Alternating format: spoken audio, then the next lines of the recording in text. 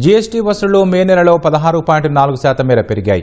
గత ఏడాది మే నెలలో 1,72,739 కోట్లు వసూలు కాగా గత నెలలో 2,10,000 కోట్లు వచ్చినట్లు కేంద్ర ప్రభుత్వం తెలిపింది. ఇందులో సెంట్రల్ జీఎస్టీ ద్వారా 35,434 కోట్లు, స్టేట్ జీఎస్టీ ద్వారా 43,902 కోట్లు, ఐజీఎస్టీ ద్వారా 1,09,000 కోట్లు వసూలైనట్లు వివరించింది. వివిధ సెస్ల ద్వారా 12,879 కోట్లు వచ్చినట్లు పేర్కొంది. దేశీయ లావాదేవీల ద్వారా 1,50,000 కోట్లు, దిగుమతి సుంకాల ద్వారా 51,266 కోట్లు వచ్చినట్లు వివరించింది. దిగుమతి సుంకాల ద్వారా వచ్చిన జీఎస్టీలో 25.2% వృద్ధి నమోదైనట్లు పేర్కొంది. పెద్ద రాష్ట్రాలైన మహారాష్ట్ర, పశ్చిమ బెంగాల్, కర్ణాటక, తమిళనాడులో జీఎస్టీ వసూళ్లు 17 నుంచి 25% మేర పెరగ్గా గుజరాత్, ఆంధ్రప్రదేశ్, తెలంగాణలో 6% వరకు వృద్ధి నమోదు చేసినట్లు కేంద్రం తెలిపింది. గత ఏప్రిల్ నెలలో రికార్డు స్థాయిలో 2,37,000 కోట్ల రూపాయల మేర జీఎస్టీ వసూలైంది.